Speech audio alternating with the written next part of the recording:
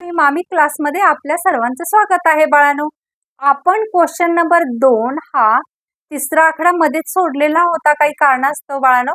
Question number 2 ए मधला तिसरा आकडा आणि 2 बी असं आपण कंप्लीट करूया, कारण छोट्या छोट्या भागांमध्ये आपण विभाजन केलेलं आहे. तुम्हाला बघणं सोपं पडेल, बोरिंग होणार नाही. शिवाय एक प्रश्न झाला की दुसरा व्हिडिओ तुम्ही पाहू शकता, होय की नाही बाळांनो. मी शिकवलेले तुम्हाला आवडत असेल तर लाईक आणि शेअर जरूर करा मित्रांना मदत म्हणून, आणि व्हिडिओ माझा तुमच्याजवळ लवकरात लवकर पोहोचेल यासाठी सबस्क्राईब जरूर करा. चला तर मग क्वेश्चन नंबर 2 मधला तिसरा आकडा आपण फळ्यावर लिहून ठेवलेला आहे. चटकन उत्तर सोडू बाळांनो. काय सांगितलेल्या आकृतीमध्ये चौरस हा दिलेला आहे, ABCD. त्याच्या बाजूला स्पर्श करणारा, कशाच्या ह्या वर्तुळाच्या बाजूला स्पर्श करणारा हा चौरस आहे. AB ची लांबी किती दिलेली आहे? 14 दिलेली आहे. याचा अर्थ असा की वर्तुळाचा व्यास सुद्धा 14 होतोय, बरोबर की नाही. वर्तुळाचा व्यास 14 होतोय, त्रिज्या किती येईल? 7. मग बघा इथे त्यांनी उकल दिलेले आहे, तेवढंच आपल्याला भरायचं असतं, एक्स्ट्रा काही करायचं नसतं. मग चौरसाचे क्षेत्रफळ बरोबर आपल्याला सूत्र माहिती आहे. काय माहिती आहे? बाजूचा वर्ग. मग इथं काय दिलेलं आहे? 196 माहिती आहे ना तुम्हाला, इथंच दिलेलं आहे त्यांनी. असं डोकं सुद्धा चालवण्याची गरज नाही, तर 96 दिलेलं आहे. वर्तुळाचे क्षेत्रफळ बरोबर इथं पाय असते, पायची किंमत ही काय आहे? r वर्ग. कारण ही 14 चे निम्म 7 म्हणजे हे 1 2 3 रिकाम्या जागा भरल्या, आणि शेवटचं काय भरायचं आहे? त्या दोन्हींची काय करायची आहे आपल्याला? वजाबाकी करायची. वजाबाकी किती ती बघा, 196 वजा 154, 2 उरले, त्यानंतर इथं 4 उरले, 0 किती आलं? 42. एवढेच आकडे लिहिले, 2 मार्क्स मिळून गेले, आहे की नाही बाळांनो. किती सोपं आहे हे. चला तर मग पुढचं बघूया. क्वेश्चन नंबर दुसरातला बी आकडा. कारण रिकाम्या जागा भरायच्या असतात तेव्हा अतिशय सोपं असतं. फक्त तिथं आपल्याला एवढं पूर्ण गणित काय दिलेलं आहे हे समजण्या अगोदरच रिकाम्या जागा आपण पटपट भरून रिकामं होतो. क्वेश्चन नंबर 2 बी. क्वेश्चन नंबर 2 मधला बीतला पहिला आकडा. बी क्वेश्चन काय दिलेले आहे? खालीलपैकी कोणतेही 4 प्रश्न सोडवा असं सांगितलेलं. प्रश्न लिहून घेऊ. खालीलपैकी कोणतेही 4 उपप्रश्न सोडवा. उपप्रश्न सोडवा. कोणतेही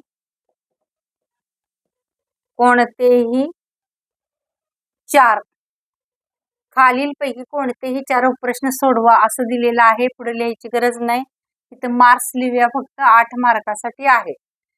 काय सांगितलेलं आहे बघा. वर्तुळ पाकळीचं पहिलं गणित दिलेलं आहे. वर्तुळ पाकळीची त्रिज्या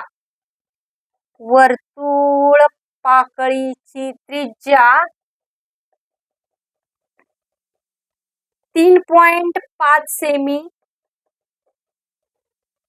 असून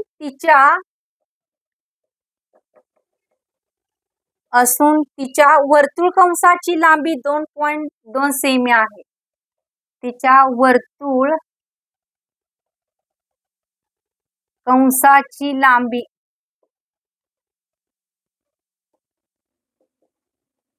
2.2 सेमी आहे तर वर्तुळ पाकळीचे क्षेत्रफळ काढा.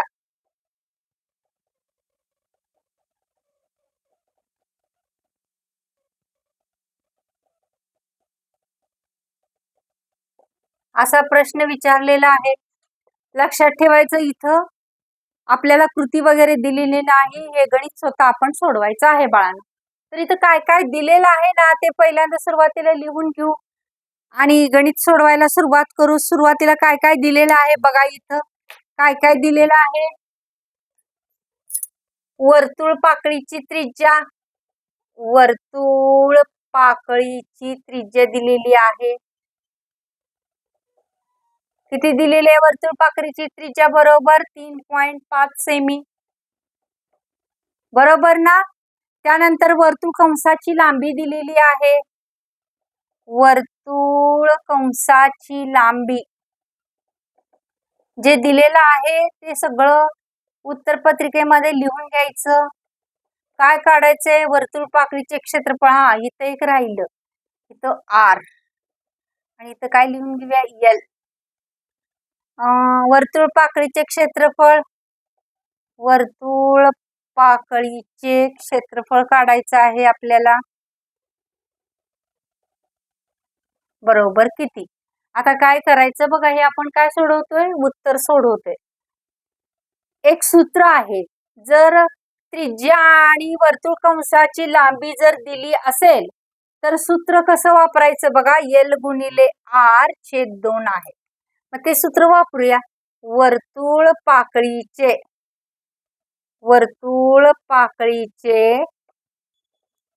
क्षेत्रफळ बरोबर एल गुणिले आर छेद 2. एल किती आहे?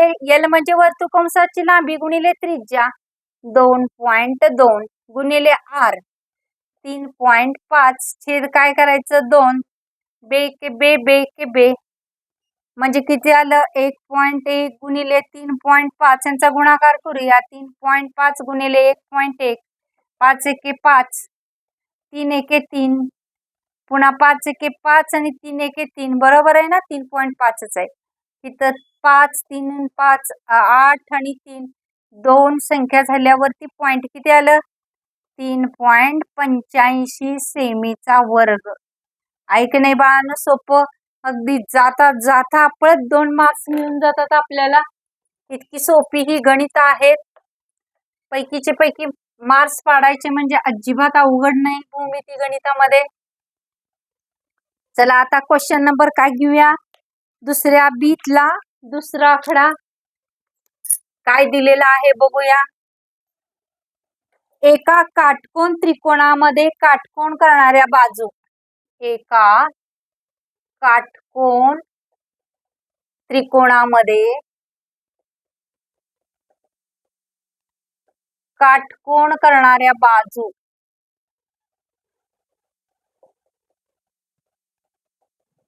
काटकोन करणाऱ्या बाजू 9 सेमी व 12 सेमी आहेत. 9 सेमी व 12 सेमी आहेत. 9 सेमी व 12 सेमी आहेत. तर त्या त्रिकोणाच्या कर्णाची लांबी काढा. तर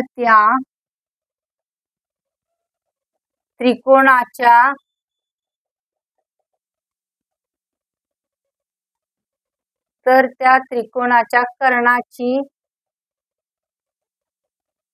लांबी काढा असा प्रश्न विचारलेला आहे. बघा, उत्तर सोडवायला काढून घेऊ. हा काटकोन त्रिकोण आहे. इथं नाव देऊ ए, इथं नाव देऊ बी, इथं नाव देऊ सी, इथं 90, बाजू 9 आणि इथं 12 घेऊ. पायथागोरस वापरू. काय म्हणायचं? त्रिकोण ए बी सी मध्ये, त्रिकोण ए बी सी मध्ये कोण ए बी सी बरोबर किती अंश? 90 अंश. म्हणून पायथागोरस प्रमेयाने काय येईल? हा कर्ण येईल. AC चा वर्ग बरोबर AB चा वर्ग अधिक BC चा वर्ग. AB चा वर्ग म्हणजे 9 चा वर्ग, BC चा वर्ग म्हणजे 12 चा वर्ग. 9 चा वर्ग 81, 12 चा वर्ग 144. या दोन्हींची काय करायची आपण? बेरीज.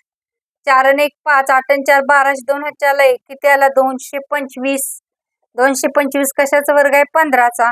म्हणून AC चा वर्ग बरोबर AC बरोबर 15 सेमी.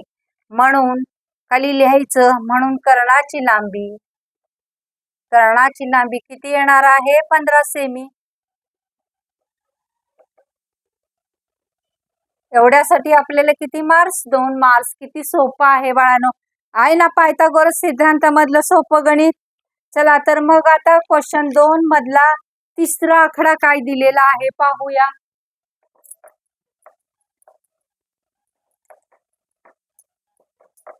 कारण जितके जास्त पेपर होतील ते बघून आपल्याला महत्वाची गणित अजून काढायची आहेत. क्वेश्चन नंबर 3 आकृतीमध्ये माप कंस NS आकृती दिलेली आहे बाळांनो. आकृती काय दिलेली आहे बघा. आता पटकन काढून घेते.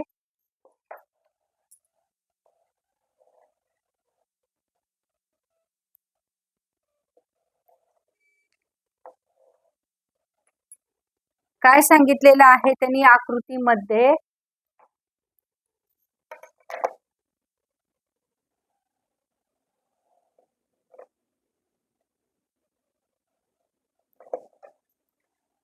ही आकृती त्यांनी दिलेली आहे. इथं M आहे, इथं E आहे, इथं F आहे, इथं N आहे आणि इथं S आहे. कदाचित या बाजू पुढे वाढवून काय दिलेलं आहे त्यांनी बाण दिलेला आहे. काय सांगितलेलं आहे आकृतीमध्ये माप कंस NS आकृतीमध्ये माप कंस NS बरोबर 125 अंश म्हणजे हा NS किती आहे 125 अंशाचा आणि माप कंस EF माप कंस EF किती दिलेला आहे 37 बरोबर 37 अंश हा दिलेला आहे 37 अंश. तर कोण NMS चे माप काढा असा प्रश्न विचारलेला आहे आपल्याला. बघा NMS चे माप काढायचं. दोन जीवांचं बाह्य विभाजन आहे बाळांनो. हे दोन्ही या जीव आहेत ना हे बाह्य वर्तुळाच्या बाह्य भागामध्ये छेदतात. म्हणून जर असं असेल तर बाह्य ह्याच्यानुसार दोन जीवा सांगायचं. दोन जीवा वर्तुळाच्या काय बाह्य भागात एकमेकांना छेदतात. लिहायचं वर्तुळाच्या दोन जीवा वर्तुळाच्या दोन जीवा वर्तुळाच्या बाह्य भागात वर्तुळाच्या बाह्य भागात M बिंदूत छेदतात. बाह्य भागात M बिंदूत छेदतात. म्हणून काय येणार कोण काढायला सांगितलंय कोण NMS बरोबर काय करायचं 1/2 ह्या कंसामधून हा कंस वजा करायचा. माप कंस NS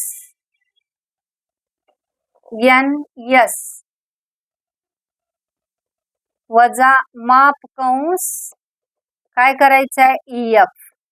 बघा 1/2 माप कंस NS 125 आहे वजा NS किती आहे 37.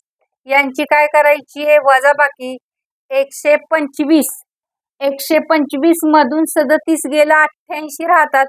125 मधून 37 वजा करायचे 8 आणि 5 15 बरोबर का. इथे 11 8 आणि 3 11 8 इथं घेतला 0 किती आलं 88 बेचोक 8 किती आलं 44 अंश. म्हणजेच कोण NMS बरोबर किती आला 44 अंश. आहे की नाही सोपं बाळांनो. जाता जाता अगदी 2 मार्क्स पळत मिळाले आपल्याला होय की नाही. चला मग पुढचा क्वेश्चन बघूया. आपल्याला पुढचा क्वेश्चन 3 आहे. पुढचा क्वेश्चन काय विचारलेला आहे 4था.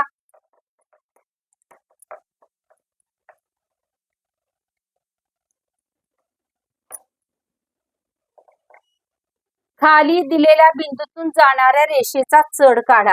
चौथा दुसऱ्या बीतला चौथा आकडा. खाली दिलेल्या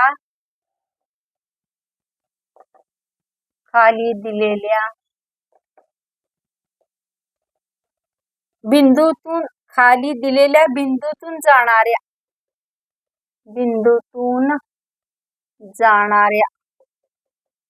जाणाऱ्या रेषेचा चढ काढा. चढ काढा असं विचारलेलं आहे. बिंदू दिलेले आहेत बघा, ए 2 आणि 3. ए बिंदू दिलेले आहेत 2 आणि 3 आणि बी बिंदू दिले 4 आणि 7.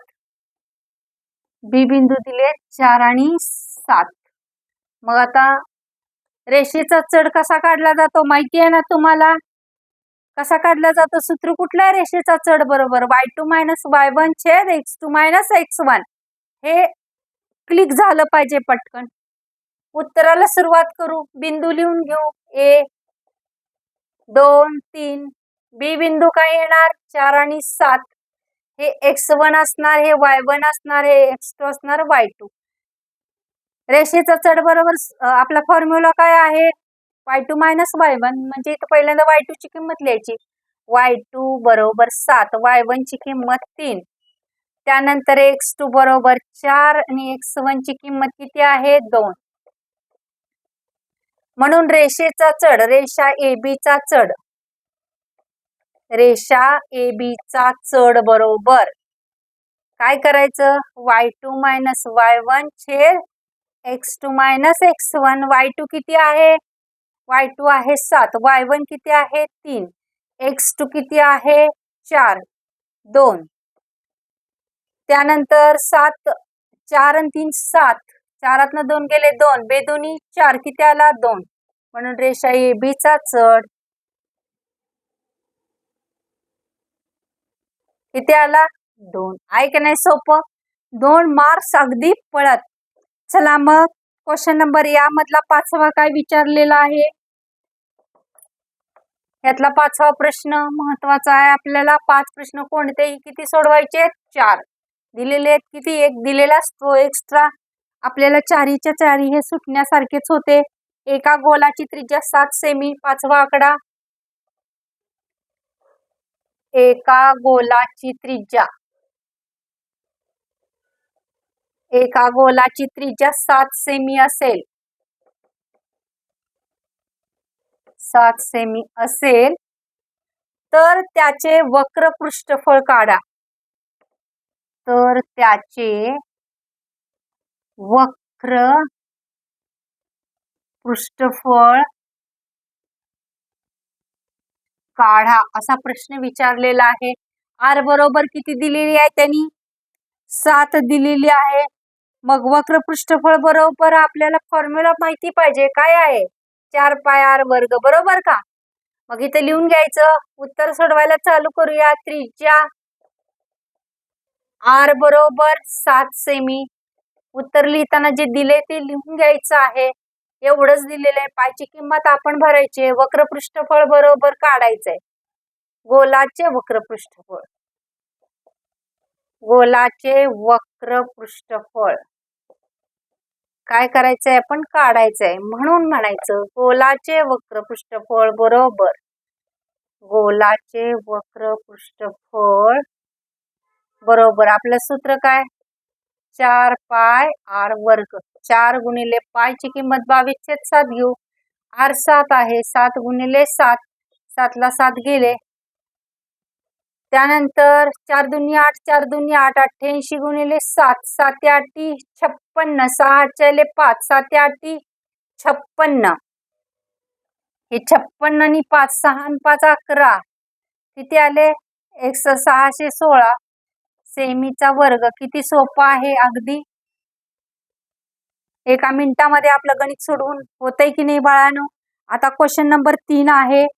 तिसरा पर्याय हा कोणती एक कृती पूर्ण करा म्हणून सांगितलेला आहे. हा क्वेश्चन 9 मार्कासाठी असतो. Question number 3.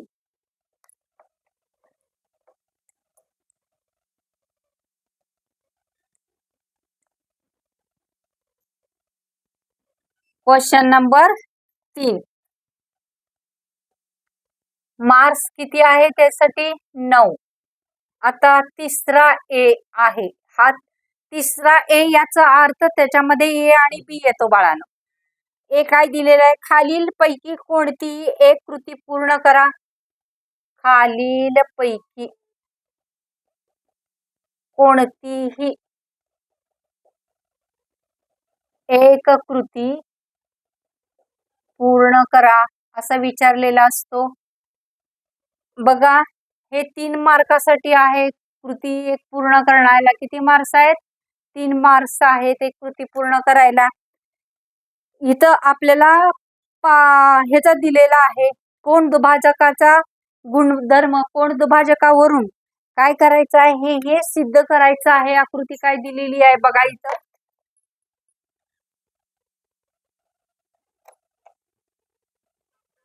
कोण दुभाजकाचा गुणधर्मच वापरायचा इथं आणि तो प्रूव्ह करून दाखवायचा आहे. सोपा असणार आहे नक्कीच, जर तयारी तुमची असेल तर.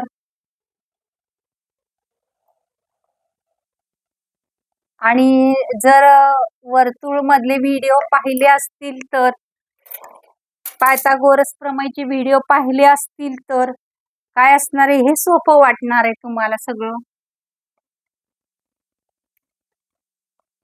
काय दिले इथं? ए, इथं दिलाय ई, इथं दिलाय डी. हा कोण दुभाजक आहे? इथं बी आणि सी. काय सांगितलेलं आहे बघा, आपल्याला इथं रिकाम्या जागा त्यांनी भरायला सांगितलेल्या आहेत. दिले त्रिकोण ए बी सी मध्ये. प्रश्न विचारलेला आहे पहिला हा, त्रिकोण ए बी सी मध्ये त्यांनी हा दिलेला आहे कोण? किरण बीडी. किरण बीडी हा कोण ए बी सी चा दुभाजक आहे असं सांगितलेलं आहे. त्यानंतर A dash D dash C म्हणजे हे एक रेषीय बिंदू आहेत. रेख डीई समांतर बीसी असेल तर, बीसी रेख डीई समांतर बाजू लिहायचं राहिलं इथं, बाजू BC. A dash E dash B, A dash E dash काय आहेत? बी. हे पण एक रेषीय बिंदू आहेत. हे पण एक रेषीय बिंदू आहेत. हे पण एक रेषीय बिंदू आहेत. बघा, तर काय दिले त्यांनी? ए बी छेद बी सी बरोबर ए छेद ई बी. हे सिद्ध करण्यासाठी